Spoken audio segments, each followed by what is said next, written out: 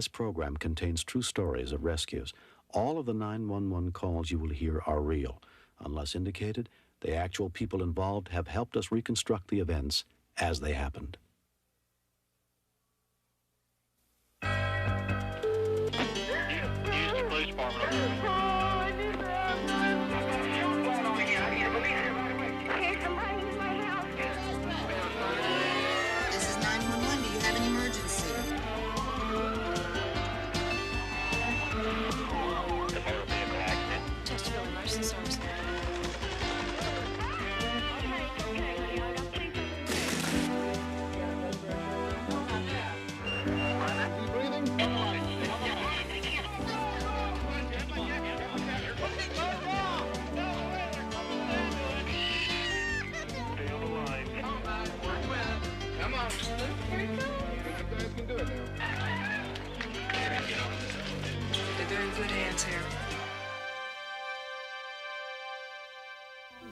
From childhood, we fear the dark, but most of us will never experience the helpless terror of total darkness. I'm William Shatner. Tonight, true stories of terror and hope on Rescue 911. We begin in rural Indiana on July 1st, 1985. Michael Hall and his friend Roman Lazowski entered the Spring Mill State Park caves. Dressed in swim trunks and T-shirts, armed only with flashlights, they were completely unprepared for what they would find.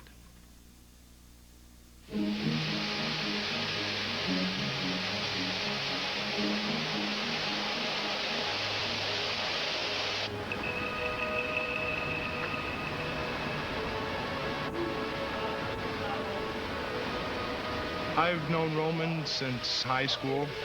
We were very close. You know, we just done everything together. Well, some people like to hunt and fish, and, you know, I like to come caving every year. So that's what we did. That's why I felt kind of responsible, because I'm the one that got it together. If I wouldn't have asked him, he wouldn't have been with me. Mike and his friend Roman had paid no attention to the warning posted outside the caves, so they had no idea that heavy rains miles away would cause the cave's underground stream to flood. We really couldn't notice it at first. I mean, it was rough, but it wasn't high. Pretty intense here, Roman. And it was, you know, like, all right, it's a little higher. You know, it's going to be a little funner.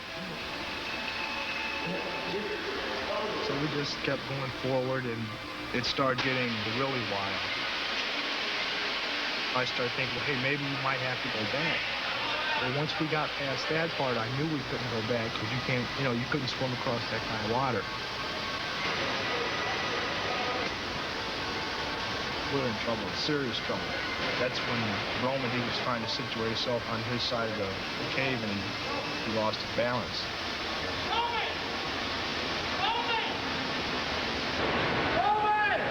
From that point, I sat there at least a couple hours. I didn't know what to do. It was probably one of the hardest things I ever done, is just to let go.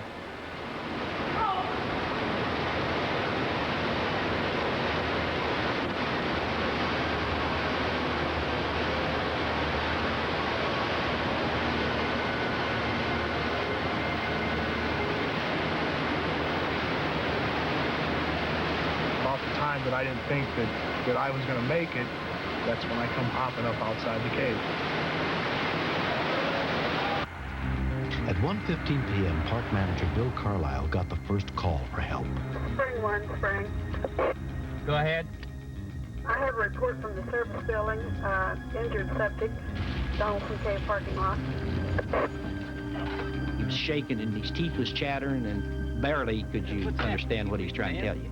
I know he was deeply concerned for his friend, because he kept saying, my friend's in there. Believing Roman was trapped in the caves, Carlisle called in the local chapter of the National Cave Rescue Commission, led by Don Paquette. When I arrived at the parking lot, a ranger started telling me this incredible story about how someone had blown out of the Donaldson Cave entrance in the flood with his body trashed, a broken arm, and spill out this story about how his friend was still in the cave. If Roman was still alive, he could be almost anywhere in thousands of feet of flooded caves. I drew the short straw and got to be the person to go down into the crevice and see what was going on. And what I saw at the point where the ceiling drops was almost like a geyser. We could not send divers into anything like that. They would have been pushing a 40-knot current, zero visibility. There was no way in. Rescue workers were forced to give up that night and wait for the water level to drop. But the next morning, the water was still extremely high. Roman might fall in the dark and drown or die of exposure before they could get past the geyser. They decided to risk going in the front of the We caves. really thought that once we got past the entrance rapids and into the cave, it would be negotiable.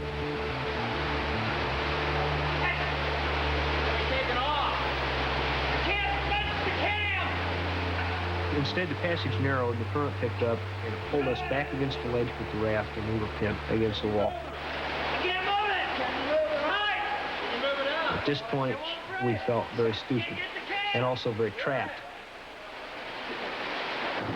We've had no contact for 30 minutes. They were supposed to call us every 15 minutes. We've heard nothing. Over. We got 50-50 chance to cut it loose. This way, we're dead for sure. After 3 hours of struggling, the rescuers managed to pull themselves out of the caves to safety. But they had made no contact with Roman. Not knowing if the person was even in the cave, and if he was in the cave, if he was alive, it was not worth risking human lives to try sending cave divers in. Roman's friends and family had gathered outside the caves, waiting for any word of his fate. After I find out he was missing, I just was out of my mind, you know. I walked down the river and kind of talking to myself, talking to him and stuff. Roman's mother was joined by his sister, Chris. We were just scared to death. I just felt like crying all the time and just helpless, very helpless.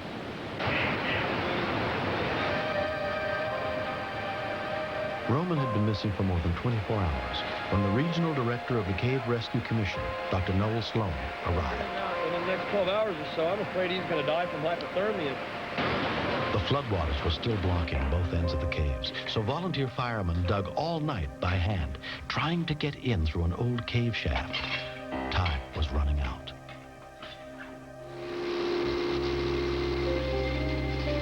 Early the next morning, heavy drilling equipment was brought in to tunnel down from the top through 75 feet of rock.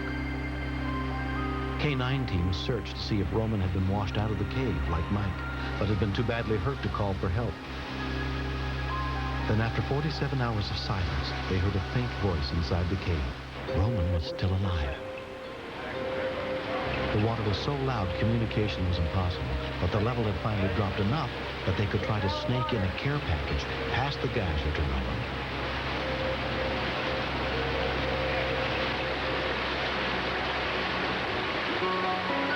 I see this light, you know, it's like first thing I've seen in, 2 days. And I'm like, hey, help, it's me, I'm alive. Roman had managed to climb up out of the 60-mile-an-hour floodwaters onto a 4-inch ledge, and he had remained there trapped in the dark without food, water, or any sign of hope until the care package. Next thing I know, I see some guy pop up onto the other side.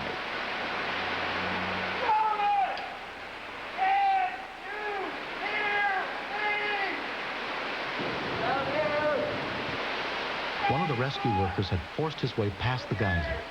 It's very common in rescue situations for the victim to do very well right up until the rescuers reach him, and then to give up or let go or make a move towards the rescuers. It's unsafe and end up dying.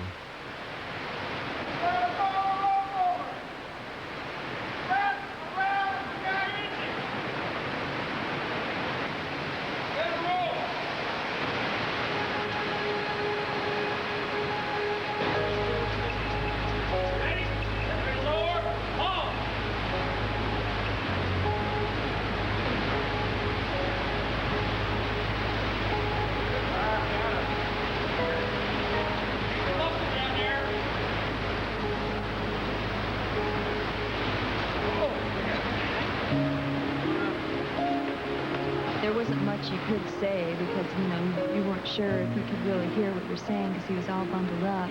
I just wanted to touch him to make sure that he was alive. And I look and I look and I see my mom. I saw a bunch of my friends. That meant a lot. Roman was badly cut up and dehydrated, but after 58 hours, he was finally out of the cave. There just haven't been enough cave rescues to make people qualified experts. And so anytime you come out of a cave rescue with a live person, it was a good rescue.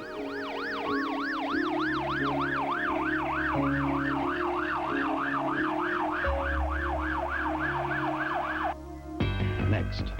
That's the ventilator helping him breathe. It's hard to leave him, isn't it? Mm-hmm.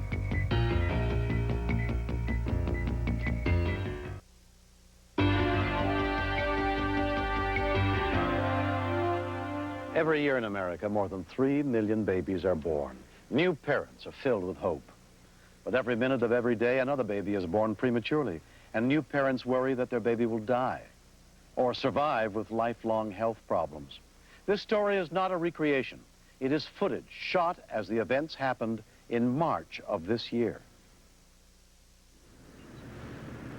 It happens every second of every day around the world.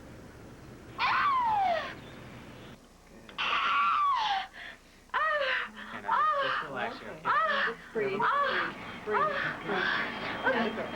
Yeah. Girl, good. Good push.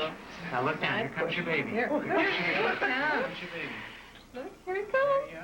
It's a boy. Yeah, you're right. Have a nice little boy. She wants him right under. Hi, Karen. He's a little slippery. Hold on tight. He's slippery. You did it. Can I touch him? Of course. He's yours. You're a day early, but that's okay. But being born early is a struggle for most of the babies at the Mount Zion Perinatal Center in San Francisco. Desperately ill babies are transported here from all over Northern California and Nevada at any hour of the day or night, usually night.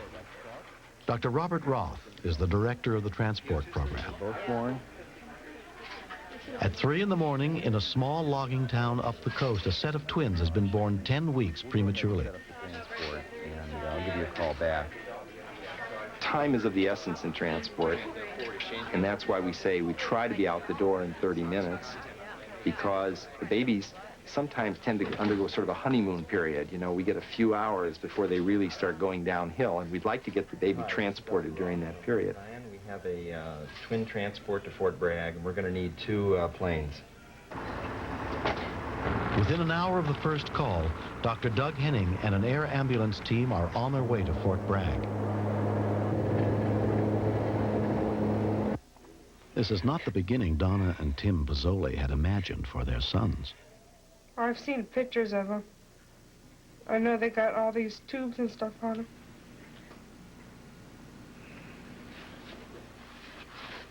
He's seen them. I haven't yet. That's what I don't want. If I see them before they leave, I don't want them to go. It's gonna be tough. That's the hard part. When you got them, you want to love them. That's the toughest. Do you know what the IV has been running at? Like most preemies, Marcus Bozzoli's biggest problem at this point is breathing. Because his condition is more serious than his brother Michael's, he will travel first. You're on.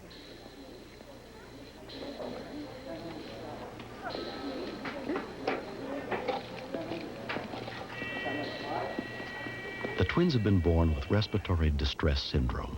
Good. Without immediate medical attention, they would die within a day of being born. Donna is given a brief moment to meet her son and say goodbye. That's the ventilator helping him breathe, okay? It's hard to leave him, isn't it? Mm-hmm.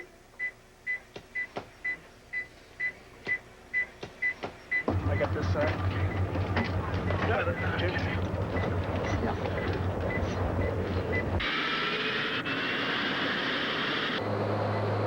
All right.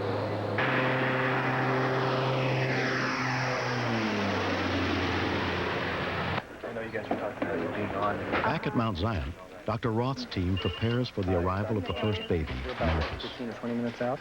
Okay. Could you radio them and ask the condition of the baby?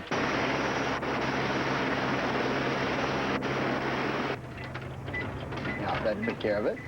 All right. Welcome to the big city, kid. High-tech neonatal care like this has increased the survival rate of babies by more than 50%. Hey, that way. Yeah, this is twin B. This is twin B. They intubated the baby, put him in 100% and on ventilator settings of about 25/4 times a rate of 35 and dropped in a UAC. The kid has had blood cultures taken and is on AMP and Gent and has had eye care and vitamin K. Now, we've been a little bit disturbed by the fact that this kid has been running a heart rate that's been ranging between 95 and 115, and regularly, and the kid seems quite quiet. The real question, of course, is to whether or not we do an LP when the kid's a little more stable. Yeah, Jeff's bringing the other one down.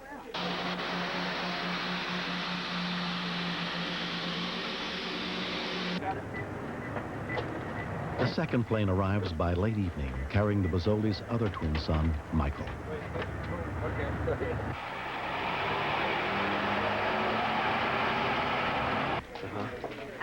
Was fairly The next morning, Dr. Susan Snyderman brings Dr. Henning up to date on the events of the night. nicely. And he was nice and stable all night, and then this morning on the routine chest x-ray, had another pneumothorax. Oh, boy. Yeah. So we had to put a chest tube in here because that lung collapsed down. Can you call for me? Yeah. Hi. 2 days later, Donna and Tim come to San Francisco to be reunited with their sons. I have my twin sons here. And your name? Donna Bozzoli. Here they are. These are the two babies. And I know it looks, all these wires and various things.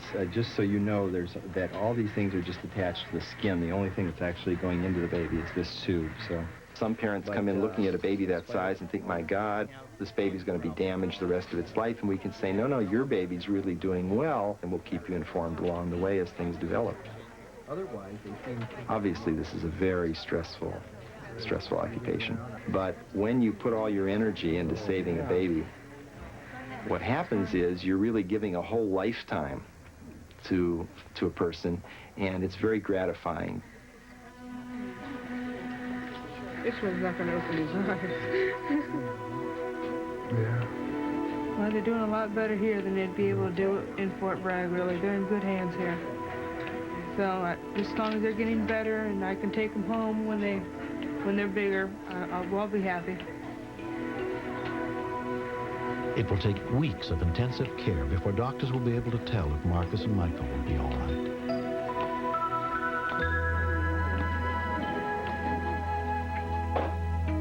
Two and a half months later, the same week the twins were originally due to be born, both babies have more than doubled their birth weight. What? Be a big boy, stand on his own 2 feet.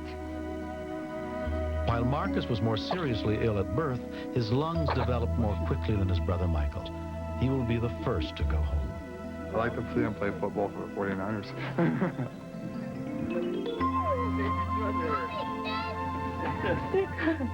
Just gotta have a touch, I guess. Yeah. 2.5-year-old Robert has waited for months to meet his baby brother. One of my dreams is that they're going to grow up, they're going to do what they want, and we're going to help them any way we possibly can and what they want for their dreams. And we're going to help them every step of the way. Both babies will be monitored for the next 2 years, but for Marcus and Michael, the future looks promising. Next. It scared me more walking out the door because I knew when I walked out the door with a gun in my hand, I was capable of shooting somebody. Freeze! Put the gun down!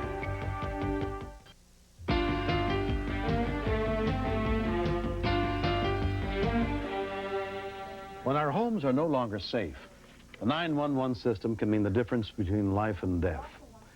George and Vera Shellhorn live in a suburb of Los Angeles. Vera is raising their 10-month-old daughter and 11-year-old son. George owns a trucking business and often keeps a lot of cash on hand. On Sunday, February 12th, the Shellhorns were at home watching television.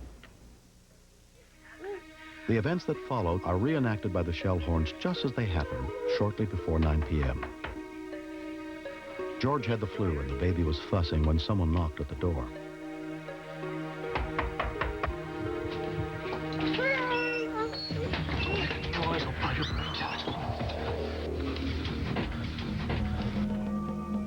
A man walked in that I didn't recognize. Who else is here? My son, he's in his bedroom. I was thinking, we're gonna die. They're gonna shoot us. The guy didn't have a mask on, no gloves on. You could feel the threat behind what he was saying.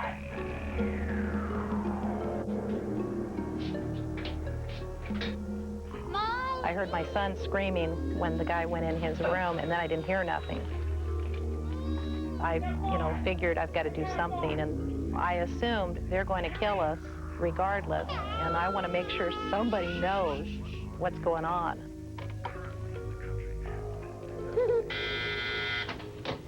911 emergency, what are you reporting? Stay on the line. Stay on the line. Stay on the line, ma'am. Stay on the line. Where'd you get, Bill? You got a 459 now. Where's it at? What do you have? 459 now with guns. Where's it? Where's it at? Open the safe, George. Open the safe, George. Come on.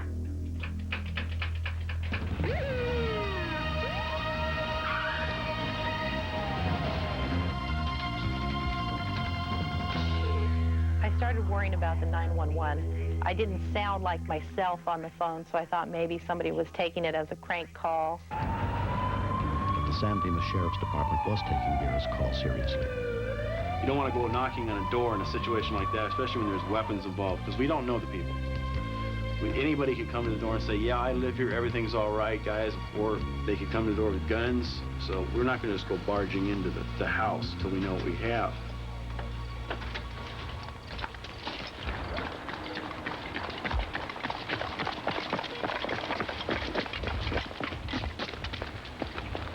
Have the call made. 295. As we were set up on the front, I had requested to have Walnut Station call back the house. When we got there, we didn't see any activity. We didn't hear anything unusual. So we were waiting, trying to get additional information whether the suspects were inside.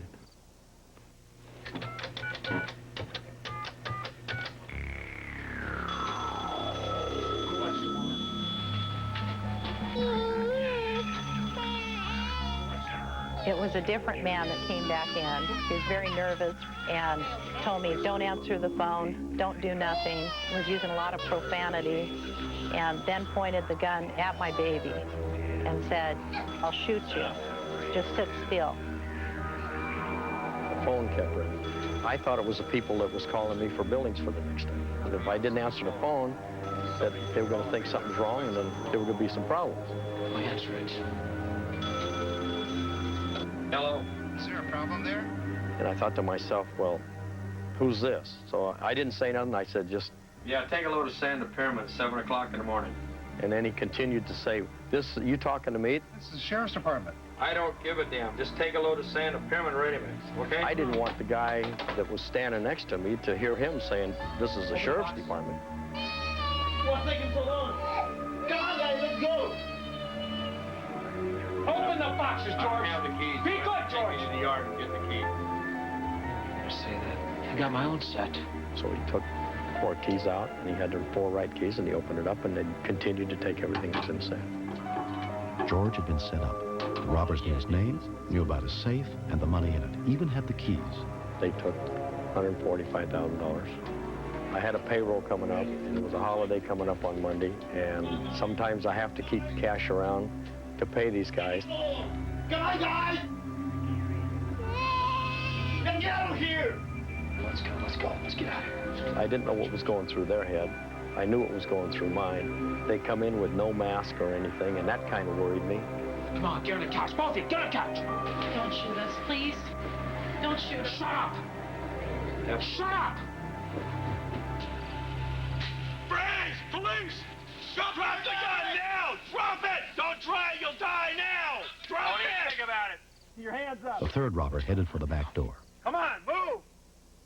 Get over to the back of the truck. Not knowing the police were outside, George went for his gun. It scared me more walking out the door because I knew when I walked out the door with a gun in my hand, I was capable of shooting somebody. George! Coming out the door. Freeze! Put the gun down. I don't know who it is. Put the gun down. Got the black stripe on his shirt. That's a homeowner. Put the gun down. When the victim first came out, all I knew was he was a man carrying a gun. From the minute he walked out the door, I had the feeling he was going to shoot. If he did something he wasn't supposed to, I would have had no choice, because I was going to go home at the end of the shift. And he never would have gotten the shot off had he tried. The 911 system may have saved their lives. My feeling on it is that he was planning on executing them before he left. One coming up. He's tied up. If the cops had arrived 2 minutes later, it could have been a different story. You got any of the guns on you whatsoever? You got anything on you? No. I didn't want to die, and I just felt like I had to do something, that I just couldn't sit there and let this happen. You live here? Yes. What's going on? Anybody else left in the house? You know, I love my family, I love my husband. Are you okay, Adam? And thinking about losing my kids, you know. You just feel like somebody's taking something away from you that's more valuable than anything else that they could come in and take. You know, your material things. They don't mean as much. 2 men were caught in front of the house with all the money and loot. One pleaded guilty to weapons violations and residential robbery and was sentenced to 4 years in prison. The other is awaiting trial. The man who went out the back is still at large.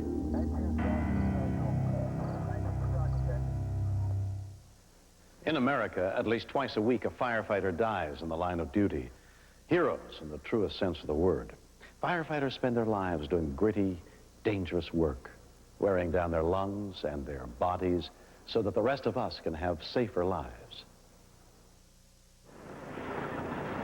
With its picturesque hills, narrow streets, and rows of wooden houses, San Francisco has always been a firefighter's nightmare. But the difficulties never discouraged Mike Pera from becoming the second San Francisco fireman in his family. I've wanted to be a firefighter most of my life. My father was a firefighter in San Francisco. I grew up around it.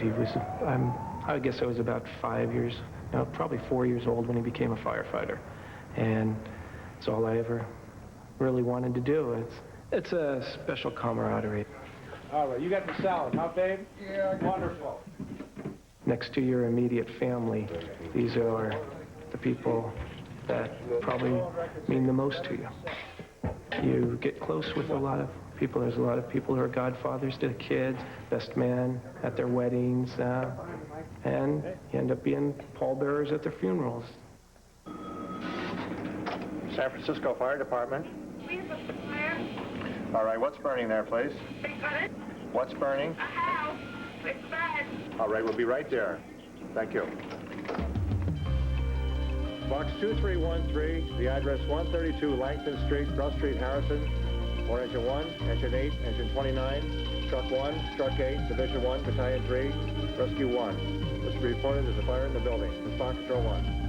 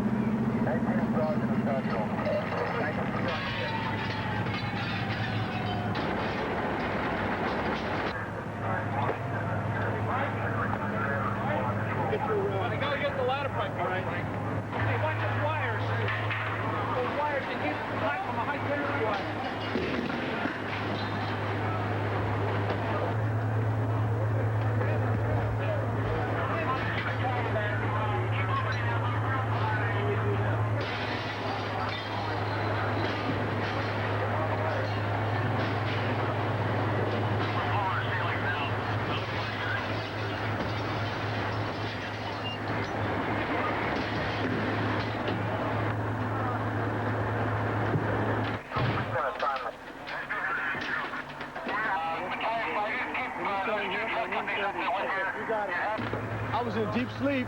I got woken up by my roommate, and we tried to go out the front door, and the fire was just right in our face. And that's where my side of my head got singed. And we ran out the back, and people were all over the run of the place, and I got out quick as I could.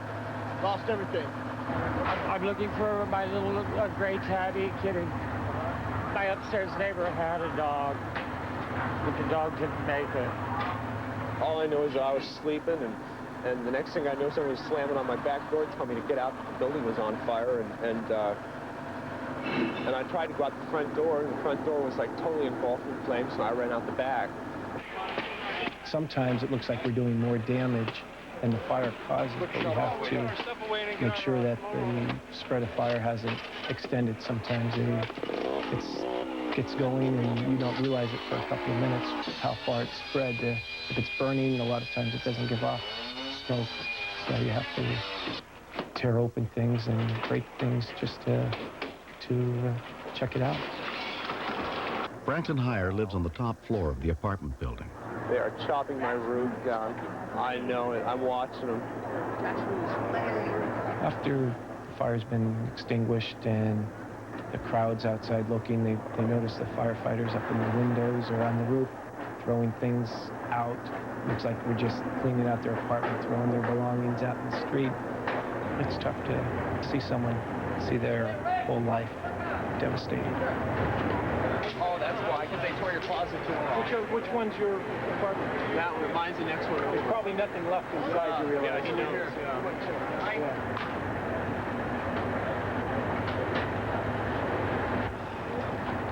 This is it. It was it, anyway. Thanks very much. I appreciate that. Boy, how many times have I climbed these stairs? Wow. Oh, no! Look at this place. I was going to clean today. I guess I don't have to. All my electronic stuff was basically right here. Stereo, television, everything. It looks pretty melted. There's my car keys hanging on the wall. Somebody found them. High point of my day, man. Try to save as much as you can. I really appreciate that. You guys are good, you know. Thanks a lot. Wonder if the light works now. It does, doesn't that figure? All right, I'll be down in a minute.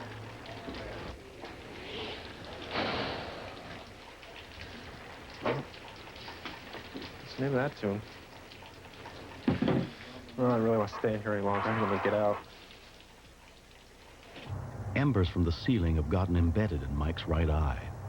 I feel very vulnerable at times in this job, but you don't think about it until you're home or you're safe surroundings and you've got your family around, and you stop and think that, geez, I was on that roof last night, a step here, a slip there, and I wouldn't be coming home this morning. Yeah. It's over. Franklin heads for a friend's house with one box containing all he was able to salvage from his home and his life.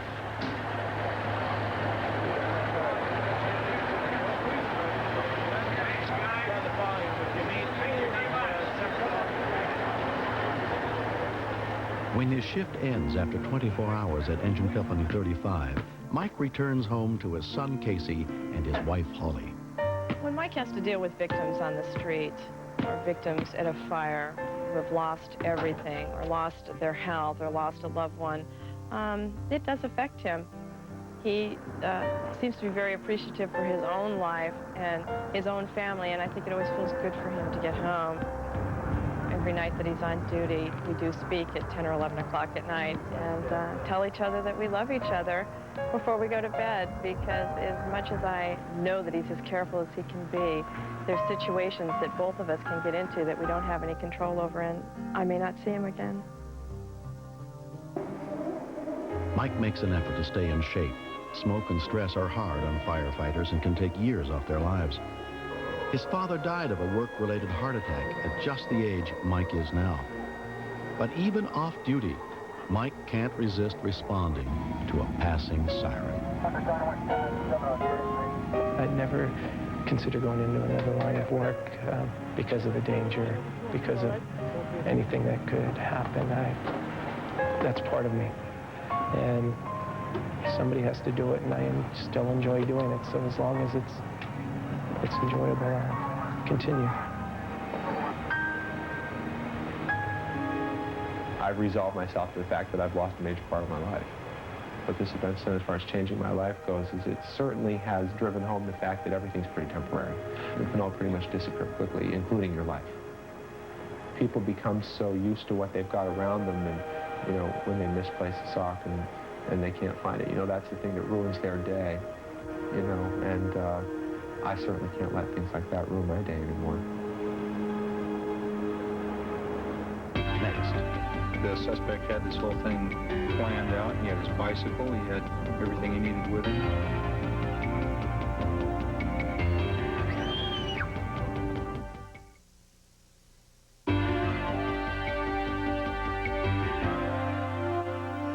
On April 30th, 1988, in Hayward, California, a neighborhood and the police joined together in the fight to protect a child.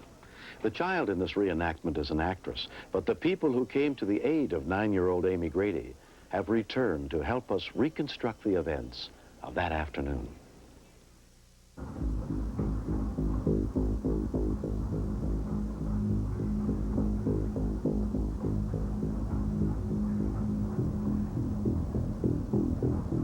We were all looking for this suspect. A little 5-year-old girl was sexually assaulted somewhere in the middle of our town. And then a week after that one, a little 7-year-old girl was accosted by the same guy.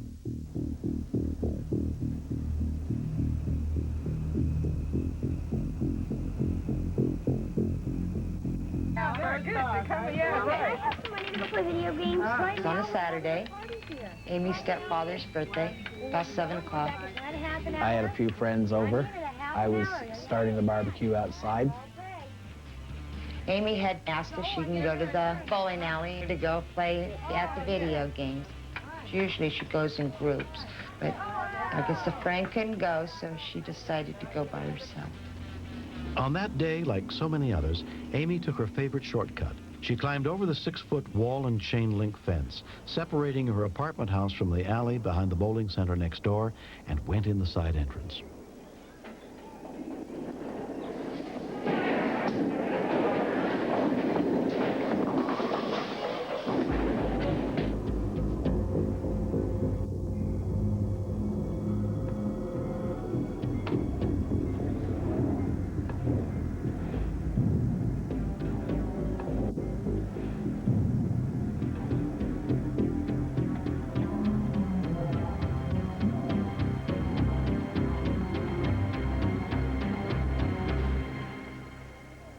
Told the lady she was being harassed by some man.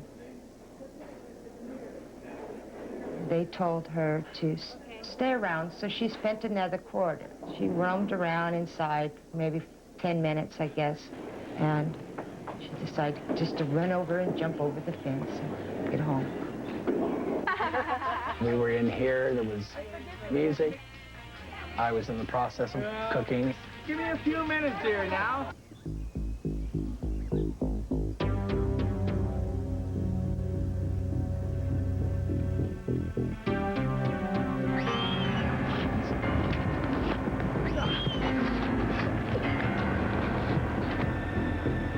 In a second-floor apartment overlooking the alley, Debbie Garcia was home alone. I heard some yelling, so I looked out the window, and I seen some man carrying someone behind a blue van out there. I knew something was going on. I knew it had to do with the little girl, you know. I was mad and scared at the same time. I called 911. Emergency. Go ahead, ma'am. What's going on? I just went to, right now with this little kid carrying in the back of the Grand Names bowling alley right here. Calm down. I can't understand a word you're saying. I'm just trying to tell you that to get somebody out here at the Grand Names bowling alley, a man is trying to attack a little girl.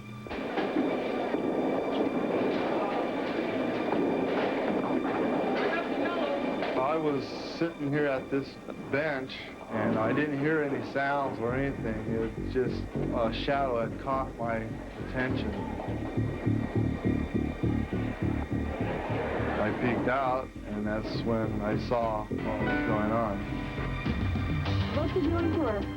He's like over now because someone came out the back door, some man came out the back door. All I saw was tennies running away, and I tried to hook the first corner on the building, and I ended up falling. The man got away. Police were dispatched to the area. The kids are going for Grand Lanes. They had a possible sequence that just occurred. Officer Dave Langdon had remembered the two other little girls who had been attacked and responded immediately. So did Officer Darren Nishimoto. When I got the call, I was about 4 or 5 blocks away. The information we received at first was really sketchy as far as the description. But they had told us there was possibly somebody chasing after the suspect. What kind of car did he get into? He didn't get into a car. He had the little girl back here in the, by the blood. Okay, which way did... Hello? Is he still out there or did he leave? No, he left. The man... Which way did he go? What happened? Is you okay? A neighbor's call alerted the Grady's. You're right. My 2 friends had hurled the fence, so I went and dialed 911. Hayward Emergency. Yes, could somebody please come to the back of the parking lot street? Sir, listen to me. We already have the police rolling. We need a description on the man that did this. We don't know. We just all of a sudden heard from a neighbor across the way. My first thought was to protect her, get her on the other side of the fence. Amy had been hurt, but not raped. She had a bloody lip. She had scratches. I had to carry her up underneath the arms. Her legs were shaking so bad. My feelings, get the guy. What did he look like? Yes, hello? What did he look like? I didn't really get a good description of it. Did you? Get somebody on the phone that saw it for me, okay? I came back here, and they wanted me to call immediately. Hello, police. Hello? I was the one that chased the guy. Where was he last seen going? Okay, he ran around the building, and he went back towards the street towards Bard. 89th area north. I'll be heading off at the BART station. Confirming that's at the downtown BART station. Okay, what did he look like? White. Suspect was a white, yellow dog, a brown, curly hair. It's a mustache, a real heavy mustache. Heavy set, 5'10", has a mustache. A patch on his back, what color? Navy blue. I was checking D Street underneath the BART train when I saw a male standing there taking his shirt off. I drive a male hiding underneath the BART tracks at D Street. Can't get that. 5210 under the BART track. It was 13 copies.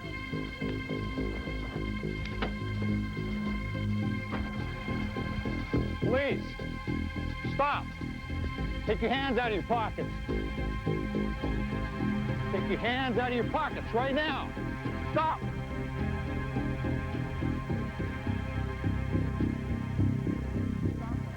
He was real nervous. He was sweating profusely. Kept asking us what he had done. He kept telling me that he'd cooperate and do anything that we wanted. One of the other police officers showed back up and says, "We have someone we want you to go look at." She was scared. She was more worried about if she had to get close to him to identify him. We were there for about 10 seconds, and she didn't say a thing. Let's go over here. I walked over to where I'd seen him changing his clothes. And there was a 10-speed bicycle there and a black backpack and a black T-shirt in the bag. I had him put the black T-shirt back on. As soon as the suspect stepped from the pillar, it was like she saw a monster. Amy, is that the man who grabbed you? Positive ID. You're under arrest.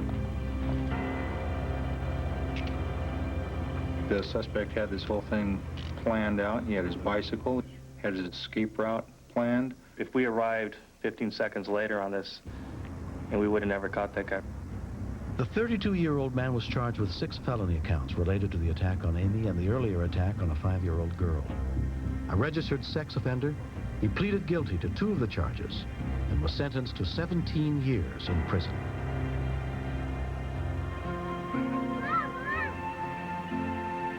A year has gone by since that day outside the bowling alley. Amy Grady is 10 years old now.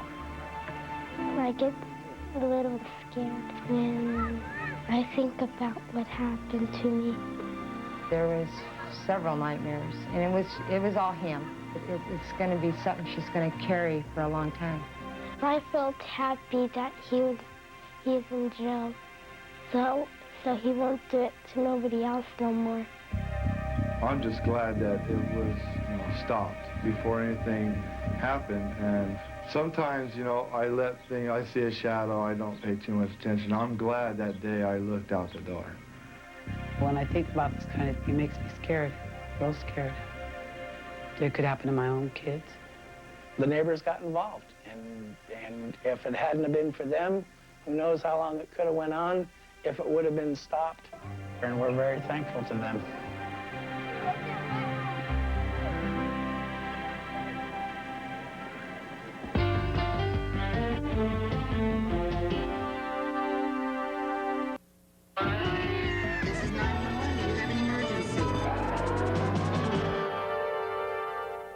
When you need help, call 911 or the emergency number in your area. A quick call could save a life. This program is dedicated to the real heroes who answer our calls for help and risk their lives to save the life of a stranger. I'm William Shatner. Join me again for more true stories on Rescue 911.